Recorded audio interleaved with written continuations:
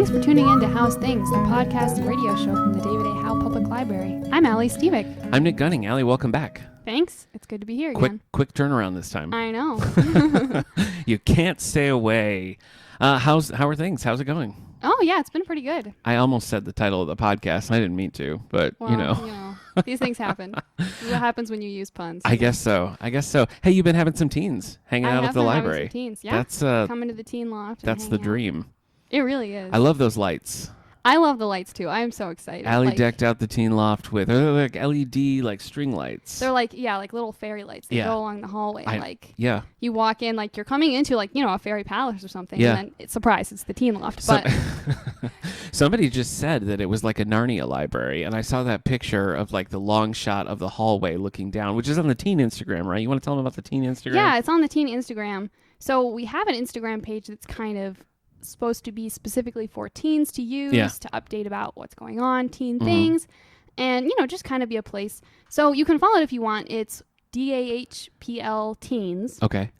So David A. Howe Public Library. I get it. Teens. No, I get it. Yeah. I'm glad. Our Instagram account was, I don't know, it was dormant for a while, and then Eric started posting pictures of like new YA books and things, but he was really the only one that was using it, and then he kind of stopped, and none of us used it for like years. And then at the start of the quarantine, I was like looking for different ways to connect, and I was like, don't we have an Instagram account? And so we started using it, and then we all kind of started using it again, and I feel like it gets a lot of activity. I feel like it's one of our more popular social medias now. That makes sense to me. You know what's dead? And I don't know why I'm airing our dirty laundry on the podcast, but I'm going to do it. The library Twitter page. It just doesn't get a lot of play. I don't know why. I don't know why either. I mean, I don't use Twitter myself. Oh, you don't? I don't know what to tell you. You're just too hip? Or what's just never felt a need to use it, I guess. And I was like, I already have plenty of social media. So more than I want, really. So what's your preferred then? What do you like social media wise? I think I mostly use Instagram. Okay. I like started Instagram. with Facebook, branched out to Instagram. Was maybe peer pressured into it by my friends in college. But, I don't regret it. I think it was ultimately a good one of the move. rare cases of positive peer pressure, I guess. It ended up being a good thing, but might not have been the best way to get it. I also like Instagram, but I didn't use it until I was trying to get back into the library Instagram account. Then I was like, I should probably have my own. But now I do, and I like it. So that's good. I feel like I use Twitter the most. This is not interesting content, but it's just a fact. I feel like I use Twitter the most. Boy, that was a long day's journey into nothing. Do you want to introduce our topic today? Our topic today, we're talking about Victorian literature or 1800s literature. Yeah. Or things set during that time. Things set during that time. Because you're a big Bridgerton fan, right? No. Oh, really? Don't misrepresent me to these people. Because I thought you were a huge Bridgerton fan, but no, I guess not. Okay. Have you seen the show Bridgerton? I have not seen the show Bridgerton. Okay. I've seen trailers and when you're scrolling through Facebook, Netflix will be like, here's a clip from this thing you might like, and I'm like, you don't. I'm not vibing with it. For you. Yeah. Okay. Would you say that you have like an antagonistic relationship with Bridgerton? Does its existence make you mad? Its you existence makes me a little mad. It does. There are other things that I'm, more upset about because that's really, a waste of my negative energy to be too upset about Bridgerton. Yeah.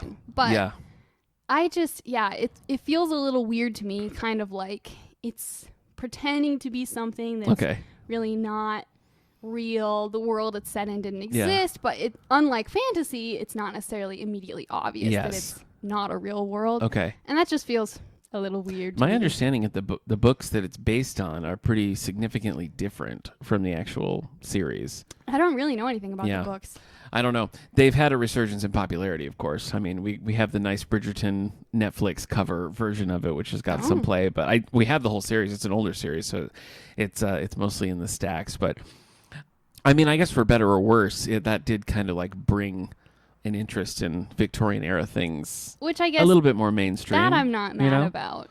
And maybe it's like a gateway drug. I could see that. Maybe it will lead to some actual. Do you have something? I mean, this is really more in the segment, but we're here now, so we're going to do it. Do you have something that you might recommend for somebody who had watched Bridgerton and now they want something else that's Victorian set? As far as something to watch? A show or a movie? So miniseries, whatever. There's all the Jane Austen adaptations. Yeah. Do you have a favorite? I have a few favorites, and that's it's a little pre-Victorian, but it's the same kind of vibe. Okay. But the long version of Pride and Prejudice with Colin Firth. Yeah. That's my wife the loves good that. one in my mind. She would watch that right now. She would just drop everything and watch it. Yeah. I feel the same way. Okay. I would watch it with her. All right. Well, as a means to segue into our bookmark segment, I've been watching something that borderline counts. So, bookmark.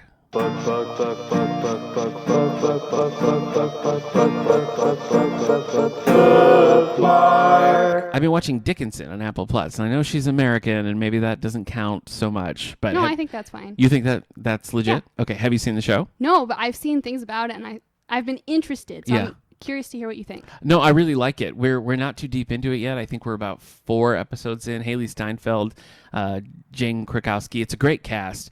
And it's one of those things where it's definitely taking like a modern language and approach, but it seems to me that it's staying true at least to the core concept. So I feel like it's a good mix, but I don't know. I mean, maybe you're a purist, maybe you wouldn't like it. But I don't know. I just think it's clever and entertaining and interesting. So I'm having a good time with that. Are you watching anything lately that you like? So actually, yes. I feel like the last couple times you've asked me this, I've been like, do I even watch movies? But my family has started watching this show. It's called Wish Me Luck. Okay. Actually, I think that's what it's called. You're very never wholesome, use aren't it you? a little bit. You're always like, my family doesn't go to movies. My family watches this. So it's very. We do It's heartwarming. A lot of family watching together, but in our living room rather than at movies. Okay. But all right. I like it. I think it's a good time. Yeah. But I think that's what the show is called because we never actually call it by title. We're just like, oh, can we watch one of those tonight? You know what I mean, right? But it's about these British women during World War II becoming spies, going to France, pretending to be French women and gathering intel. Oh. And so I think it was like made in the 80s or so. So, where are you watching it? What's it on? It's on DVD. Oh, DVD. It might be on other things as well, but we are watching DVD. DVD. Okay. DVD. All right. Yes. Exciting, right? See, I'm glad you're old school like that because I always get dragged for still I occasionally will buy a DVD and all my friends are like, what are you doing? Well, we still have a VHS player. Oh, sure. We still have a VHS collection. We have, I think the complete Jeeves and Wooster on VHS. Wow. And that's on brand. And Long Pride and Prejudice. Okay. So, on VHS. So that's like 10 VHS. We also have it on DVD, actually. Okay. Just in case something happens to one, you have a backup. If I'm going to a friend's house and they don't have a VHS player, so I can bring Which is DVD, common. I would assume would be common. Do you have it on Betamax or you don't? No. That's too old for you. Okay. All right. So I'm sorry. I already forgot the title. I think it's called Wish Me Luck. Wish Me Luck. So, and it's been really fun so far. I'm really enjoying it. That you're watching on DVD. Okay. Yep. All right. Real cutting edge stuff for you. I don't. I mean, mine's gonna feel lowbrow because we've been watching a lot of cartoons. Cartoons are good. I was always a big Hanna-Barbera, Scooby-Doo and all that. And we would, my wife and I would occasionally just let's watch Scooby-Doo. And by occasionally, I mean kind of a lot. And then when we had our son, we were like, we can't watch cartoony stuff when we have the very few hours of time where we can do whatever we want. Mm-hmm. So we kind of stopped. But we've been getting into Masters of the Universe Revelation, which is on Netflix now. Did you ever watch He-Man or anything like that? So. Okay. It was, when I was a kid, it was huge, and I wasn't allowed to watch it. And so I missed He-Man the first time around. But my wife liked it. In particular, she liked the He-Man She-Ra Christmas special, which is like a family tradition for them. But we've been watching the old show, and then Netflix is doing this. It's really kind of like a sequel to the original show, a little bit more adult themed, made by Kevin Smith. And so we watched all 5 episodes, and it's great. We really liked it. I don't do a ton of fantasy, probably because I wasn't allowed to watch He-Man as a child. Understandable. But I think it handles it really well. We were totally in, kind of sped through the first 5 episodes, and now we're waiting for the next 5 episodes to drop. So in the meantime, we started watching the She-Ra show that's on Netflix that went for 3 seasons, wrapped pretty recently, and it's a lighter take. It feels a little bit more. While Masters of the Universe Revelation is really trying to sort of capture that 80s action fantasy vibe, She-Ra is a much more modern sensibility. It's very funny, but it's also the characters are good and it's clever and we're really invested in what's going on. So that's been a lot of fun, and I kind of just missed that when it started. But that's that we've been having a good time with that. So you're not familiar with any of that kind of stuff? I mean, I've heard about it a little bit, but okay. haven't dug in myself. Well, I don't think it's on VHS, so you probably in that case. And actually, we were doing a drive. We drove. This is a true story. We decided just to go to a Trader Joe's, which was like over an hour away, but we had a craving, so we did. So while we were doing that, we listened to an audiobook of the first, based on the She-Ra show, called Origin of a Hero by Tracy West. And we have these in print in the juvenile paperback section in those gray shelving that I hate so much. Oh, yeah, you do. But it's there. And so if anybody's interested in the show, we do have it on DVD. So there you go. All right. You can watch it. I can watch it. And we have the book, so you can check that out as well. What have you been reading lately? What have I been reading? Yeah. So I think the last time we talked, I was reading Thick as Thieves. I mean, we talk outside of this, but yes, I understand. Yes. I understand what you mean. And I am still working through Thick as Thieves. It's taking me a while. Okay. But I am reading some other stuff, listening to some audiobooks, as usual. Yes. So I just finished a book called The Conch Bearer. This is by Chitra Banerjee Devakrooni, who I think I mentioned the last time we talked as well. Mm-hmm. Yes. So, and I really liked that. It kind of reminded me of Harry Potter, but it's like set in India. Okay. So it was a pretty good time. And now I'm working my way through Lemony Snicket's All the Wrong Questions series. I tried that multiple times and I just couldn't get into it. Are you finding that you like it? I'm finding I like it. And again, I'm listening to it. So I think that helps. Oh, that would help. Who reads it? I don't know. I can find it. All right. That was, so we talked all about Lemony Snicket back in the early days of the All the Books show, which, friendly reminder, all the past episodes of the podcast are available at soundtocloud.com/allthebooks or anywhere you get your podcasts. Also, it's on YouTube. I've been updating the YouTube finally. Ooh, but anyway, episode 82, we did a whole deep dive into Lemony Snicket, but I was listening to those audiobooks as they were coming out of Series of Unfortunate Events, and they were read by Tim Curry, who did just a great job. He's a big VHS guy. Do you know Tim Curry? The name is familiar. Okay. And then Lemony Snicket took over reading them, and it was not as good. It was like a clear dive down. And then the next one came back, and it was Tim Curry again, so I think they were aware as well. But yeah, I feel like something about Lemony Snicket's style is particularly good for audio. So maybe I should go back around and try again. My thought on the first one was that it was like all charm, no substance. That's what I thought when I read it. That's fair. I mean, I'm not going to say that's an unreasonable thing to say, but I still enjoy it. You know, it was only like a 2-hour audiobook, the first one. Oh, okay. So it was like, pretty quick and fun. Maybe if I didn't finish it, so I can't really grade it in that way because I read it. I picked it up when it came out because I was such a big, Unfortunate Events fan. I had not seen the show, but the books I really liked, and I tried that, and then I tried reading it again when we did the Spotlight episode back with episode 82. And I don't know how many books are in the series. There are 4, and it is vaguely connected to Unfortunate Events. That I don't know. I haven't actually read. Oh, you haven't? Unfortunate Events. Okay. Well, when I was a child, I think I wasn't allowed to, maybe. Oh. And then it was one of those things. This thing would always happen when I was a kid, where mom and dad would be like, "Oh, we think maybe you're not ready for that book yet, or you're not allowed. We're gonna read." And then I would just assume that was the case forever. Like I wouldn't be aware of the fact that I'd gotten older. Yeah, you've gotten past a new threshold. Right. So I'm like, 21 now, and I'm like, am I allowed to read the series of Unfortunate? Of course I am, but I haven't read them. I mean, don't at me if I'm wrong, but I'm pretty sure they are connected because Lemony Snicket himself is a main character in All the Wrong Questions. Yes, he's correct? the main character. Right. And he and Beatrice, is Beatrice a part of that? Not yet. Okay. Well, Lemony Snicket's a pretty minor supporting character in Series of Unfortunate Events, and my understanding was that it's the same character in the same world, but interesting. That could be the case. I'm no expert. Do you see yourself going back and reading Unfortunate Events, or does it seem... At some point, I might. I'm enjoying this enough that I'm like, okay, yeah, I can see making my way. That was a series that I discovered. So back at my very first library job, I was a student worker, and I had to empty the big book returns, and I saw those books coming through the book returns all the time. And at that point, I think maybe there was only, I don't know, the first 3 or something out, but they were just constantly through. And finally I was like, I got to listen to these. So I started doing the audiobooks and then caught up to it.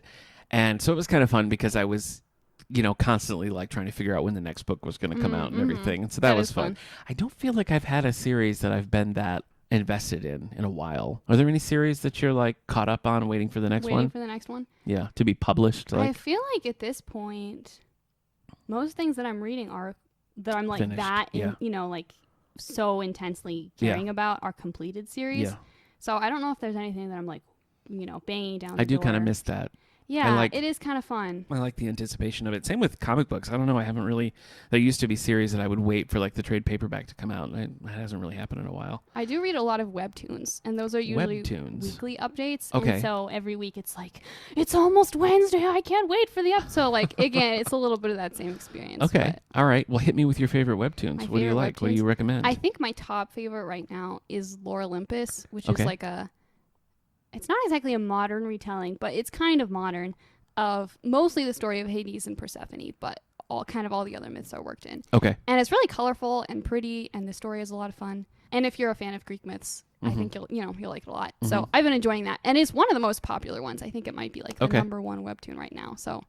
Does it have any collections? I know often those will result in print collections. Right. I think that one, a print collection is cooking. Like it's in the works. Okay. Yeah, but I haven't been following that too closely because I'm like, well, it'd be cool to have, but I don't want to spend money on it. I used to read religiously dinosaur comics by Ryan North. I think that's still going, but that's a good time. That's one where the panels are static. It's just the same images every single time, and the print changes, and they're just so funny. Oh, those are fun. I love them. I like when they do that so that the same image with different words takes on such different meaning. Like the facial expressions read differently, And it's funny because sometimes the comics would acknowledge like the poses and the, what was happening like in the panel. And other times not at all. You know what I mean? Just completely wouldn't adjust it at all. So I kind of have fallen out of that. So maybe I'll check out some of your favorites. What else do you like? I read one called Brass and Sass, which just went on hiatus. I know.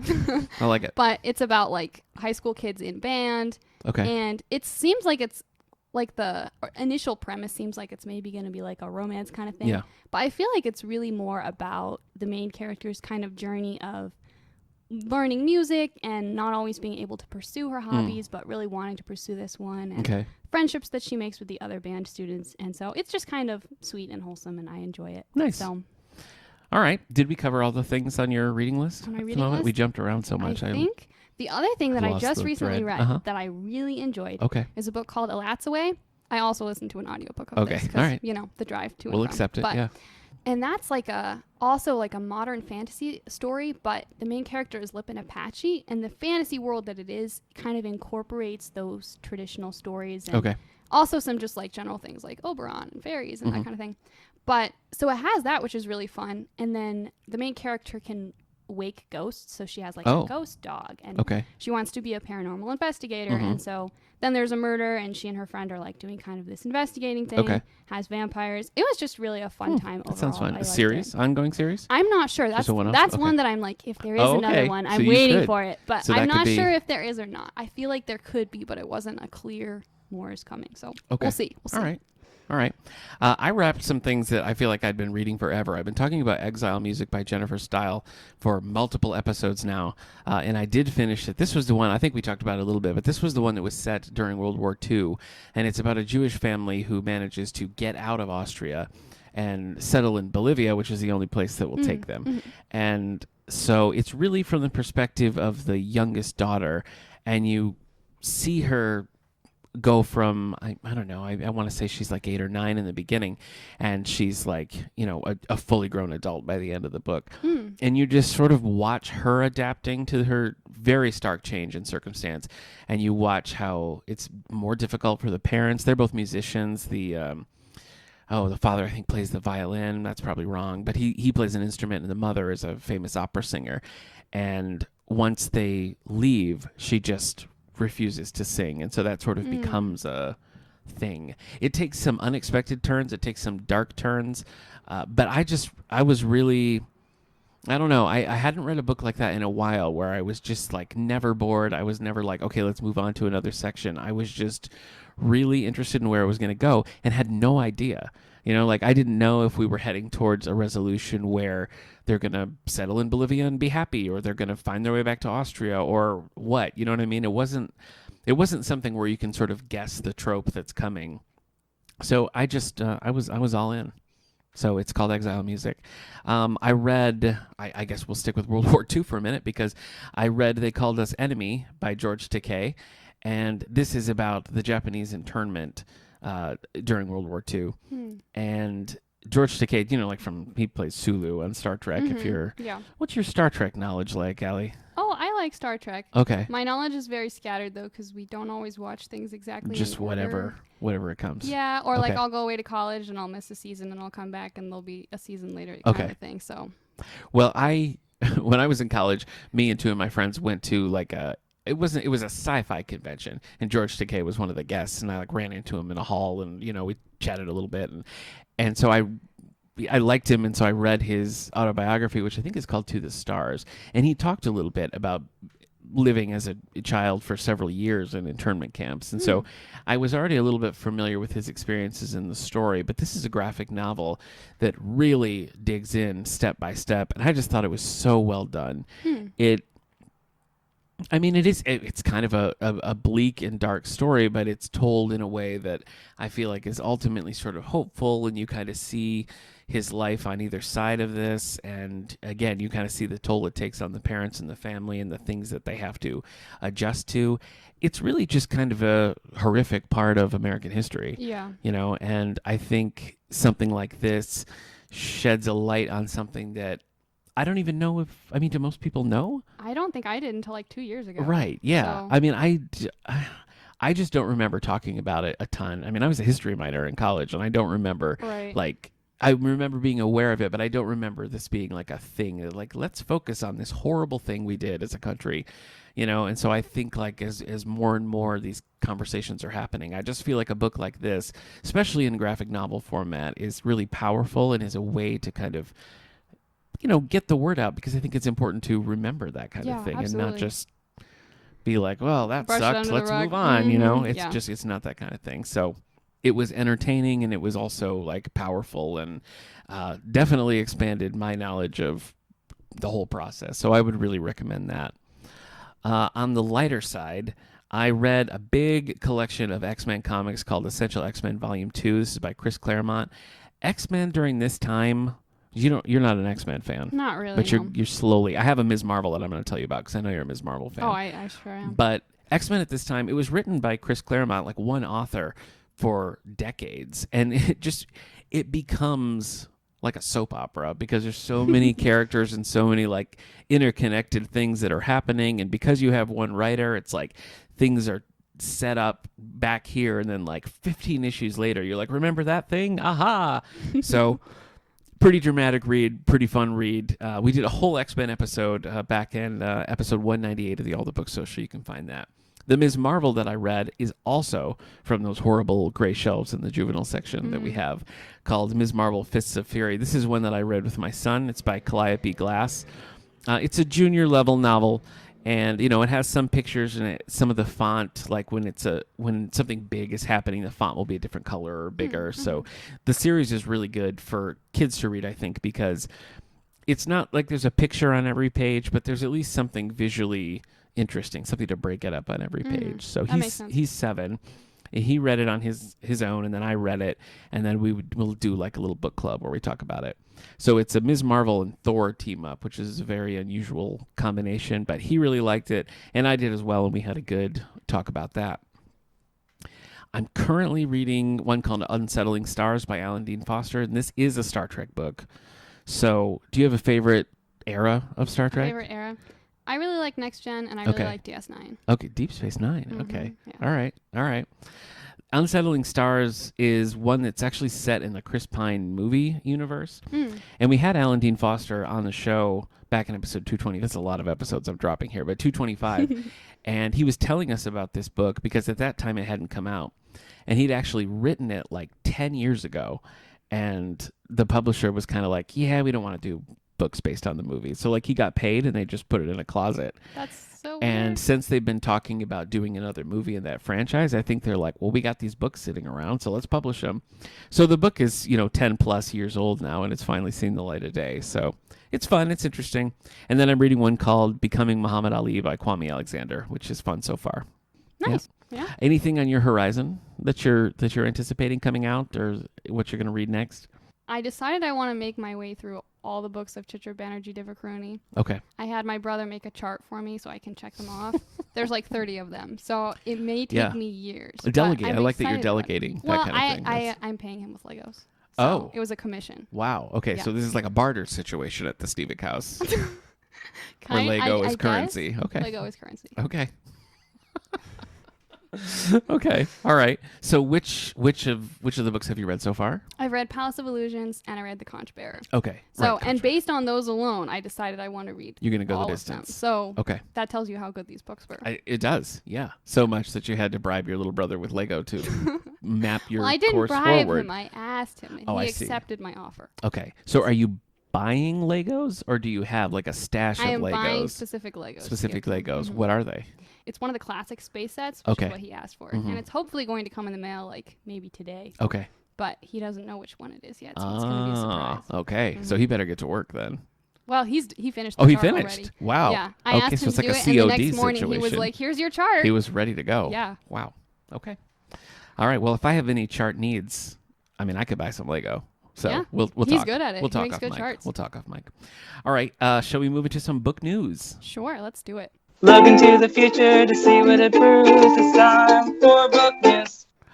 Well, first, I wanted to share that the shortlist for the Women's Prize for Fiction has been announced. So we'll just go through that quickly. We have Transcendent Kingdom by Yaa Gyasi. We have How the One-Armed Sister Sweeps Her House by Cherry Jones. No One is Talking About This by Patricia Lockwood. Unsettled Ground by Claire Fuller. Piranesi by Susanna Clark, and The Vanishing Half by Britt Bennett. So that's the short list. The award is going to be given out in September. I feel like that's a little later than it normally is, but you can find more about that at womensprizeforfiction.co.uk. We usually cover these awards, and it's always something interesting. The only one that I've read out of here is The Vanishing Half by Britt Bennett, and then we later did it for a book club here, so I know that's been a super popular one. Any of these familiar to you? I read Transcendent Kingdom. Oh, really? How is it? It was good. Yeah, I really enjoyed it. What is it about? It's about... Oh, man, it's really hard to explain. Well, I'm glad I asked.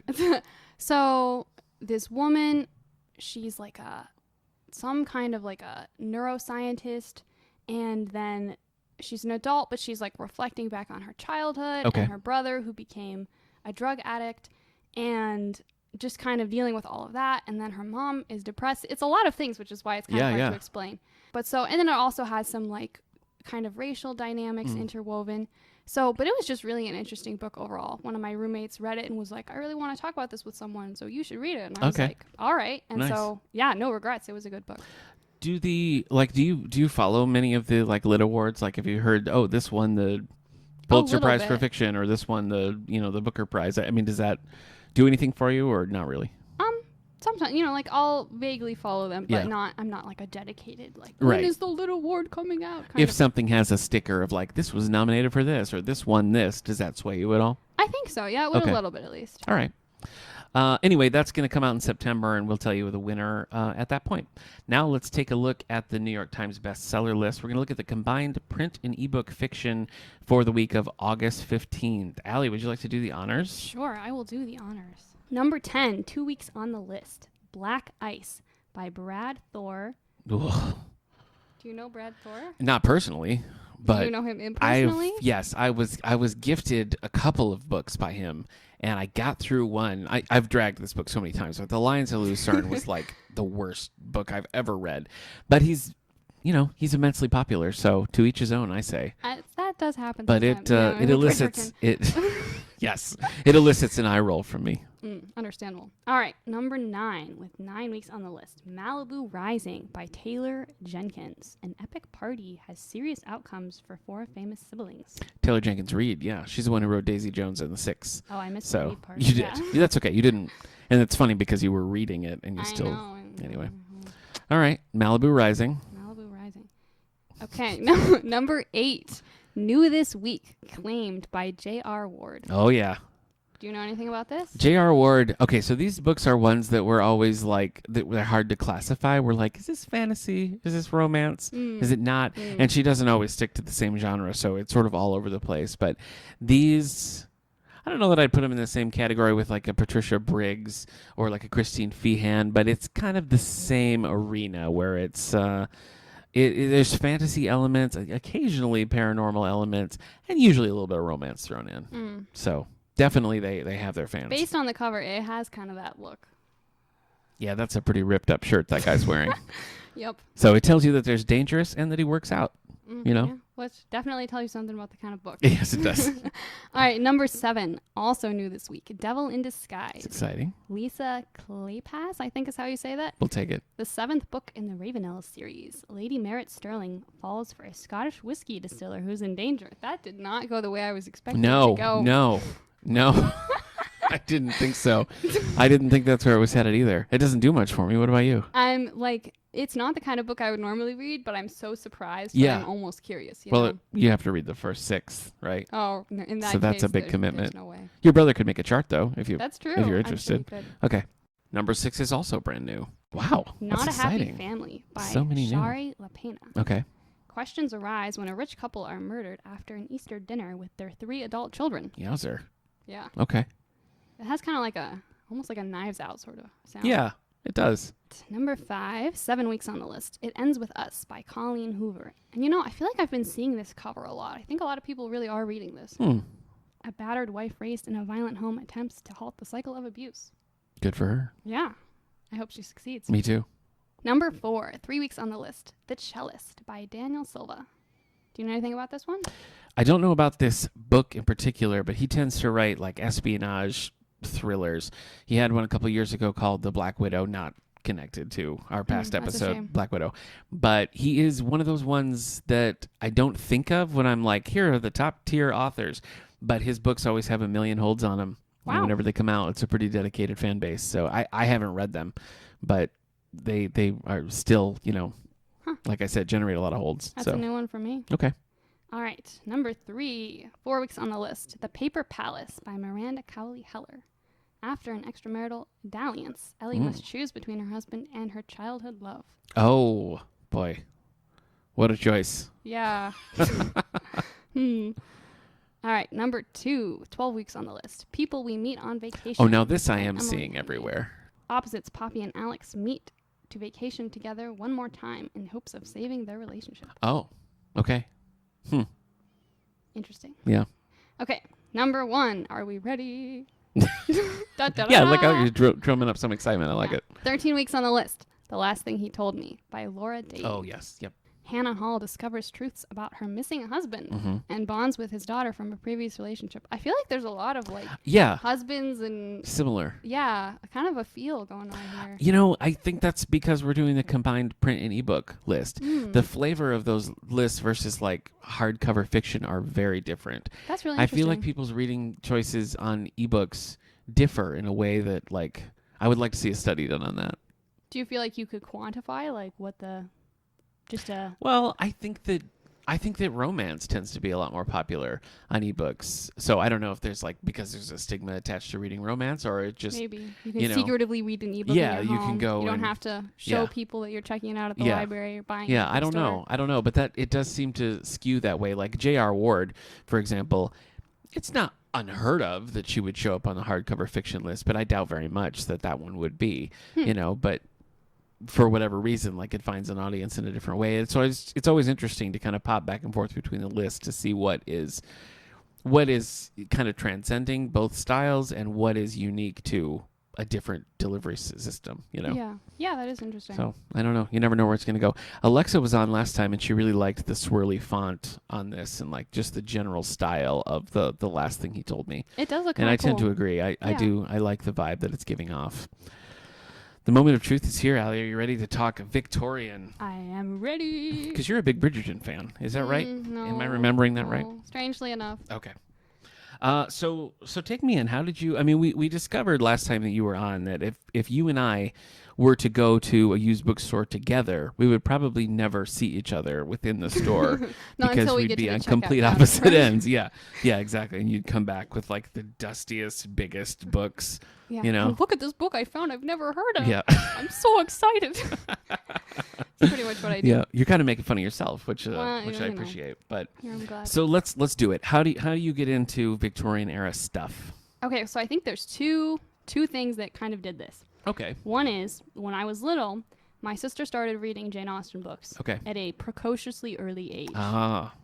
And she was like, these are so good, you should read them. And I, being 2 years younger and maybe not quite as precocious of a reader, tried to read Sense and Sensibility and got super angry at her and angry at Jane Austen and the world because it was too difficult. Angry at specifically at Jane Austen, you were angry. Yes, okay. I was angry at her. Okay. And it doesn't seem fair. But. Well, not really, no. It was, But anyway, so for years I was like, nope, this isn't going to happen. And then slowly, when I got a little older, she wore me down and read Pride and Prejudice out loud to me, and we listened to Emma as an audiobook as a family, and then we watched some of the movies, and then finally I was like, okay, this Jane Austen, which again is Regency, but it's close in time period. So that happened, and then I became kind of this big Jane Austen fan. Okay. The other thing that happened is one of my favorite professors in college is very knowledgeable about Victorian literature. Okay. And so shout out to Professor Susan Lipscomb. Let's do it. But so I was like, I want to take a lot of classes with her because she's a great professor. And a lot of the classes that I took with her featured Victorian literature in some way. Or like I took a specifically Victorian literature class with her. I did a Jane Austen independent study with her. It was a great time. And so because of that, I ended up reading quite a lot of these books and developing a real fondness for them. And so I guess those two things kind of won me over to the 1800s time period in general.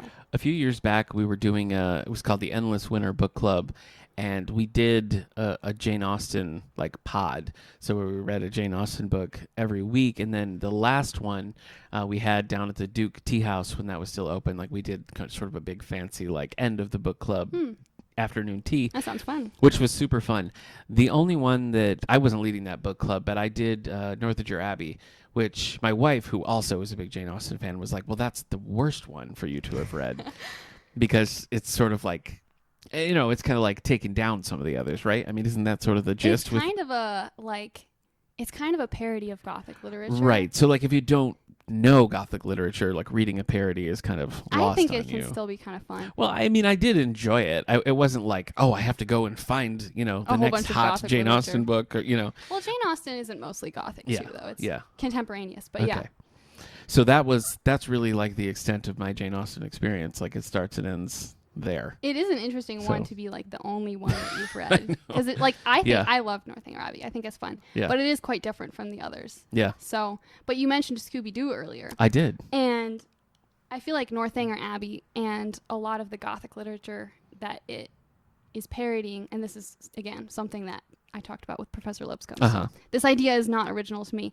But there's a certain similarity of things where you encounter something and it seems like it's maybe supernatural or something, and then a totally reasonable explanation, whatever, the lamps open the secret door and there's a person again. So that kind of dynamic in Scooby-Doo is a lot of what you see in books like Northanger Abbey and what it's parodying. Well, I mean, I appreciate you bringing it back to Scooby-Doo because I could talk at length about Scooby-Doo. I mean, Scooby-Doo is pretty great. Okay, well, I'm going to just button that away as a future podcast topic here. I want the listeners to know that I mimed typing, even though this is an audio format. So. I can confirm. So I did that. I committed to the bit. You know what I also found, and this is sort of a pivot, but I read Wuthering Heights forever ago, and I found Wuthering Heights to have sort of an undercurrent of spookiness to it. Have you read Wuthering Heights? I've not, but I've heard a lot about it. Oh, now who's the expert? You apparently. You are the expert. I've read Wuthering Heights. It's on my list to get to at some point. But I'm a little hesitant because I've heard so much about it that's just wild that I'm kind of like, oh boy, this is going to be a time. I don't know that I can quite put my finger on it. It just, I guess while I was reading it, I spent the whole time sort of being like, oh, this is where something crazy is going to happen, or uh-oh, I was just kind of always a little bit waiting for the next shoe to drop, So I read one that when we were talking about doing this and we were talking about some things that were a little bit more modern, or modern books that are set in there, specifically juvenile we were looking at, and you recommended Cat Incorrigible by Stephanie Burgess, and I got a hold of it and read it. And I really liked it. I thought that was a lot of fun. Do you want to tell a little bit about that series? So I'll start saying things, and since you read it more recently, if I go wrong, you can jump in and be like, no, she's wrong. Exactly, yes. But Cat Incorrigible. So it's about a girl named Cat, again, during this kind of, I think the book isn't real specific whether it's Victorian or Regency. No, I don't think anything really ties it down, but the vibe is certainly there. The vibe is, yeah. And so, and she, I forget exactly how this comes about, but she starts kind of exploring magic. Yeah. And her older sister does like some magic spell. So the family is in debt. The brother specifically has these huge gambling debts. And so they're pretty much like, we got to marry off the older sister to someone rich so that we can get the family back on track and pay off these debts and Which everything. is a big theme in like... yeah, in right. these kinds of novels, you know. And so Kat and her older sister find their mother who died when they were very young, find her magic books and start trying to like find another way so that they don't have to marry off the older sister to some dumpy old rich man. Which is, you know, I would probably do the same yeah, thing. You know, it makes total sense. But it was, I thought it worked really well because it wasn't like every single page was magic. And actually, the cover of it is her with like a magic teapot and stuff. And it has a much more whimsical look to it than I feel like the book actually is. Mm-hmm. So if you read that, I think it's a little bit more serious than the cover implies. But I think it does a really nice job of covering a lot of, and I mean, again, I'm truly not an expert on this, but a lot of the tropes and situations that you would expect from that era, while also having a little girl like delving into a magic world. Like, right. I think that they balance that really well. Yeah. So I enjoyed reading the first book, and there's several in the series. Yeah, and I haven't read any of the others. Oh, you've only read the first. It was only recently that I discovered there was more, so they're on my list. Well, I think it works pretty well as a standalone. Yeah, I thought so too, which is part of why, you know, I didn't expect there to be more, and so I didn't know to look for it. Yeah. But yeah, it kind of ties up the story that it's talking about, but it sets in motion some other things that clearly could come back into play. Yeah. So outside of that, I feel like the stuff that I've read that technically is Victorian literature is probably not the same kind of thing that you might think of when you say Victorian literature, because I've read a lot of H. Rider Haggard's Alan Quatermain series. Are you familiar with that at all? Not really. So I know we were talking a little bit about, what is that? League of Extraordinary Gentlemen. Mm-hmm. That's one that's sort of, it's a modern, not modern anymore, but more modern. That's a take on that time frame, and Alan Quatermain's a main character in that. Oh, yes, that's why. I was like, why is that name familiar? Yeah. That's why. So Quatermain is, I don't know, in some ways it feels a little bit like a proto-Indiana Jones. He's more of a academic character than just like a straight-up adventure character. And he goes through the first one, and the most famous is King Solomon's Mines, where he's, trying to find this certain mine. But the thing that I think is so interesting about this series is that there's many books that span, that were written over, a decade plus, but they're not in any sort of order. So like you read the first book, and then the next book that was published is one called Alan Quatermain. And it's like at the end of the character's life, whereas, the first one is the very beginning. And so like there's short stories, there's other novels, and it's like, at this one, Alan is 30s. He's, he's in his 50s. He's in kind of the middle of his adventure, or he's like at the tail end. And they're not written in chronological order. And so you can kind of read them in any order because each one just sort of drops you into this moment in the life of Alan Quatermain. And I think that's pretty unique. I know like the Conan the Barbarian series did that, but it's pretty rare, I think, to not have a linear kind of story. But I like those a lot. And you sort of like see him interacting with, a more traditional Victorian society. And then he's kind of like, peace out, I'm going to go do my own thing. So just a really interesting series that doesn't always, reading them now, you have to sort of be like, okay, well, that's not an appropriate attitude to have anymore, right. Especially some of the places that he travels. But overall, I think they really hold up as, adventure and are a lot of fun. What are some of your favorites? Like if you had some of my favorites. Yeah. So first one that comes to mind is Middlemarch by George Eliot, which for any listeners who might not know, George Eliot is a woman. Mm-hmm. That's her pen name. I think her real name was like Marianne or Marion or something like that. Okay. I don't remember off the top of my head because she always goes by George Eliot. So, but Middlemarch, and it's quite a long novel, but it's worth the read. It kind of interweaves some stories in this like small town community. This young woman who's really bright, but marries this kind of scholar who's sort of like not as good as he thinks he is. Okay. And so there's kind of a tragedy to that. Mm-hmm. And then like a young doctor who again is bright, but so it kind of interweaves some of these things. And it really has a way of making you understand and resonate with the characters, even the ones who you're really not crazy about.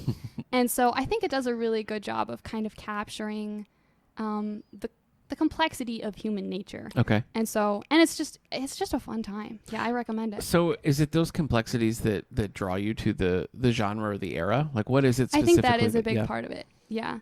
And it's also just fun to be able to read something that you're separate from, and so you can look back on it a little bit differently, whereas things we read now, it's not always easy to pull out, like what are the underlying themes. Yeah. But something where you have a little more space, you can pull out some of the kind of like, here's what was going on. And so I just find that appealing, I guess, as well. If there's somebody who, you know, maybe they find it daunting to pick up something like this, what do you think is a good, you know, sort of like way in to read that sort of thing? I think starting with the movie adaptations, usually I'm a book first kind of person. Okay. But I do think starting with the movie adaptations can actually be helpful.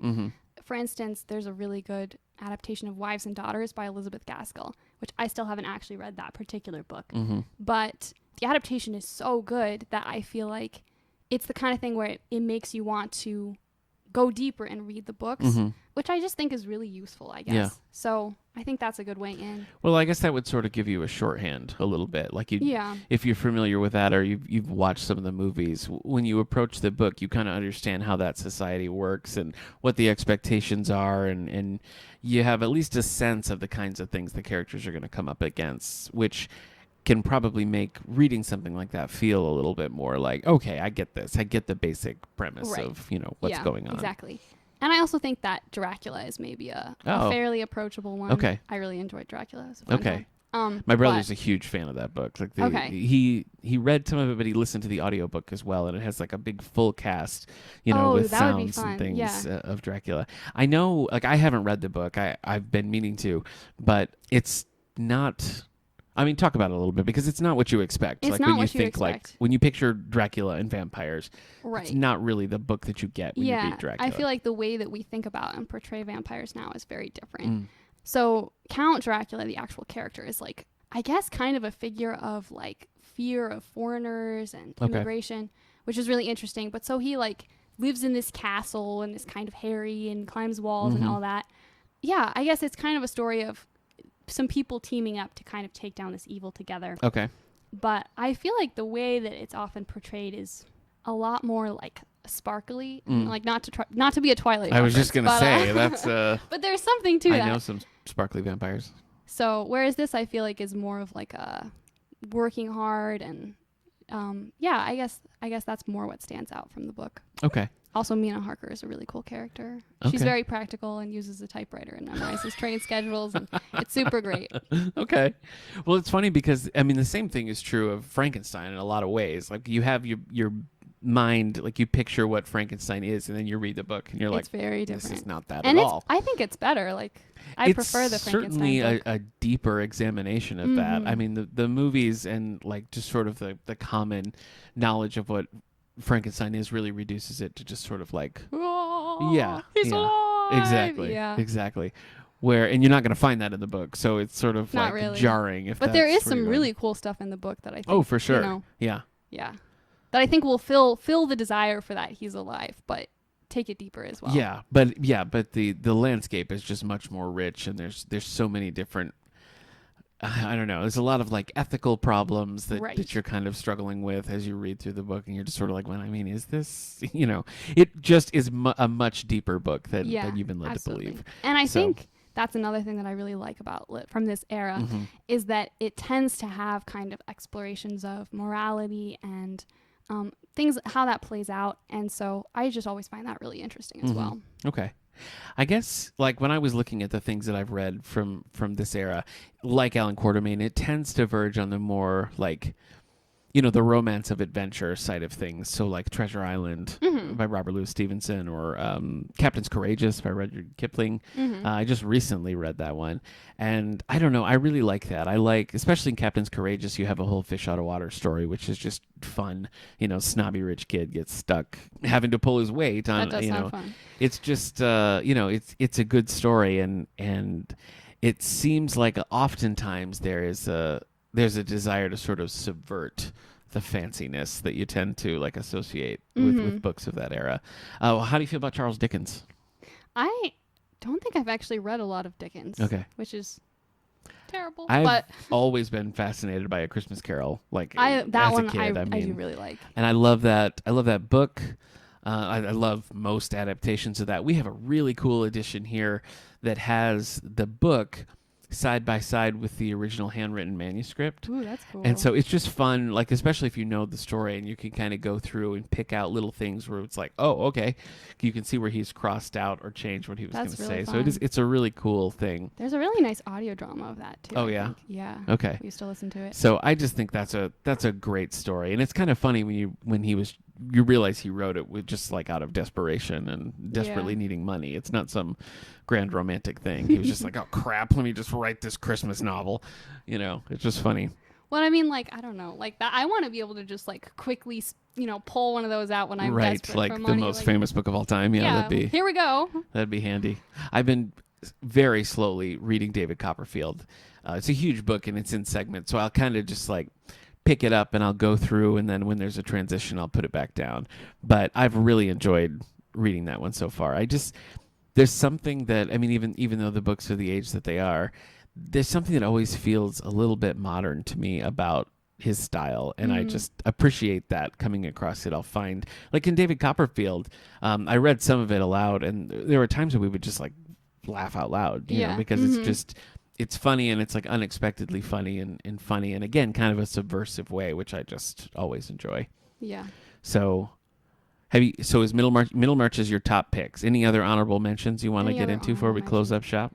Dracula is really good. Yes. Adam Bede, also by George Eliot, is really good. Okay. Yeah, that also a fascinating story.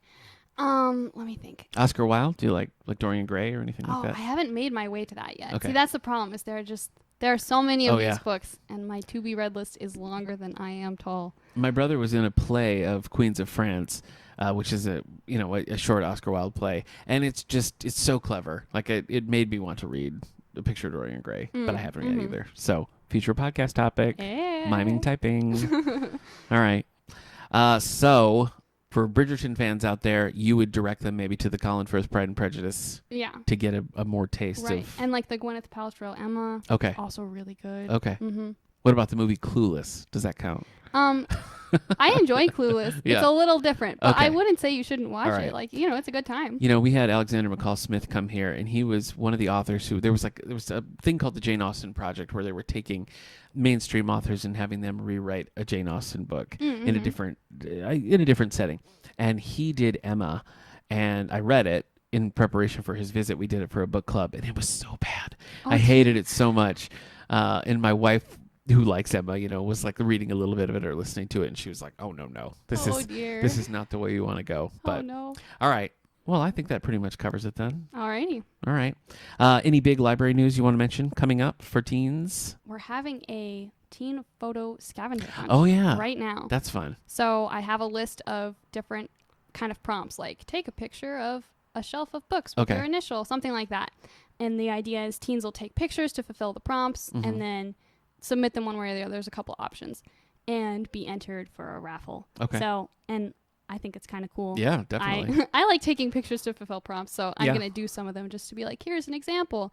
Mostly because I want to have fun, but also to give people examples. I've had, when I was on the kids' desk the other day, I had a few parents being like, so can parents do this too? So maybe we need to have like a grown-up version as well, because I feel like I'm not really going to turn anyone away, you know? So nice. And of course, sparkly lights up in the teen loft now. Sparkly lights up in the teen loft. So exciting times. All right. Well, thanks for coming back on the old podcast. Me. All right. We'll see you next time, everybody. All righty.